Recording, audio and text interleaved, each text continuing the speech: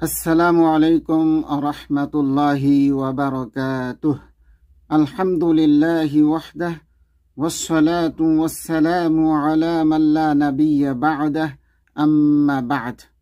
আন আবি মালিক الحارث بن عاصم الأشعري رضي الله عنه قال قال رسول الله صلى الله عليه وسلم: الطهور شطر الإيمان، والحمد لله تملأ الميزان، وسبحان الله والحمد لله تملأان أو تملأ ما بين السماء والأرض، والصلاة نور، والصدقة برهان، والصبر ضياء، والقرآن حجة لك أو عليك، كل الناس يغدو فبايع نفسه فمعتقها أو موبقها।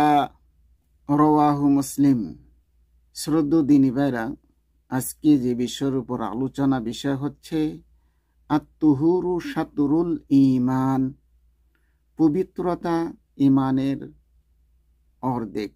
হাযা হাদিসুন আযীমুন, এই হাদিসটি গুরুত্বপূর্ণ একটি হাদিস, অনেক মূল্যবান একটি হাদিস। আসলু মিন উসুলিল ইসলাম, এই হাদিসকে এই জন্যই মহামূল্যবান বলা হয় যে এই হাদিসের মধ্যে ইসলামের মৌলিক কিছু বিষয় উল্লেখ করা হয়েছে। ইসলামের অনেক মৌলিক বিষয় রয়েছে, তার মধ্যে অন্যতম একটি মৌলিক বিষয় হচ্ছে পবিত্রতা। কোরআন ও হাদিসে পবিত্রতার অনেক গুরুত্ব এসেছে। আল্লাহ তাআলা নিজে পবিত্র, আর তিনি পবিত্রকে পছন্দ করেন। পবিত্র জিনিস ব্যতীত মহান আল্লাহ তাআলা গ্রহণ করেন না।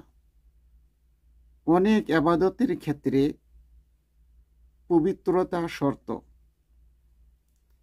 যেমন নামাজ, তাওয়াফ করা, কোরআনুল কারীমকে স্পর্শ করা, এ সমস্ত ক্ষেত্রে পবিত্রতা শর্ত। ইবাদতের জন্য অবশ্যই পবিত্রতা অর্জন করতে হবে। নামাজ মহান আল্লাহ তাআলার মহান হুকুম, এ নামাজের জন্য উযু শর্ত। যদি গোসল ফরজ হয় তাহলে তাকে অবশ্যই গোসল করতে হবে, আর গোসল ফরজ না হলেও তাকে অবশ্যই উযু করে নিতে হবে। উযু ব্যতীত নামাজ গ্রহণযোগ্য হবে না, উযু ব্যতীত তাওয়াফ গ্রহণযোগ্য হবে না, উযু ব্যতীত কোরআনুল কারীমকে স্পর্শ করা যাবে না। সুতরাং এই পবিত্রতার অনেক গুরুত্ব রয়েছে। শুধু জাগা পাক, শরীর পাক আর জামা কাপড় পবিত্র শুধু তাই নয়, পবিত্রতার দুইটি দিক রয়েছে। একটি হচ্ছে বাহ্যিক দিক, আরেকটি হচ্ছে বাতিনি দিক। বাহ্যিক দিক যেমন পরিষ্কার পরিচ্ছন্নতা অবশ্যই জরুরি, অনুরূপভাবে বাতিনিভাবেও এর অনেক অনেক গুরুত্ব রয়েছে।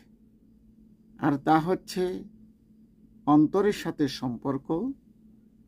অন্তরকে পরিষ্কার রাখতে হবে, গুনাহমুক্ত রাখতে হবে, হিংসা বিদ্বেষ মুক্ত রাখতে হবে, কুমন্ত্রণা, কুধারণা, মানুষকে ঠকানোর জন্য বিভিন্ন কৌশল অবলম্বন করা, কাউকে ক্ষতি করা, কাউকে কষ্ট দেওয়া, অন্তরের মধ্যে নেফাকি রাখা, এসব কিছুই হচ্ছে অন্তরের বিধি, অন্তরের অপবিত্রতা। সুতরাং অন্তরকেও পবিত্র রাখতে হবে। অন্তর কিভাবে পবিত্র হবে? অন্তর পবিত্র হবে শিরক মুক্ত, মুনাফিকি মুক্ত, হিংসা কিনা বিদ্বেষ যাবতীয় গুনাহ মুক্ত রাখতে হবে। এই অন্তর পবিত্রর জন্য কিছু আমল রয়েছে, সে আমলের দ্বারাও অন্তর পবিত্র হয়।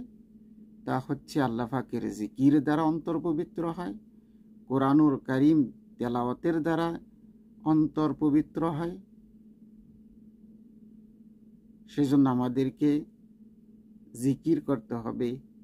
সকাল সন্ধ্যায় কোরআন ও হাদিসে যে জিকিরের কথা উল্লেখ রয়েছে, সেই জিকিরগুলি পড়তে হবে, মাসনুন দোয়াগুলি পড়তে হবে, আর রেগুলার নিয়মতান্ত্রিকভাবে কোরআনুল কারীম পড়ার জন্য চেষ্টা করতে হবে। তাহলে অন্তর পরিষ্কার থাকবে। সবসময় জিকির ফিকিরে থাকা, সবসময় ভালো নিয়ত করা, অন্যের কল্যাণ কামনা করা,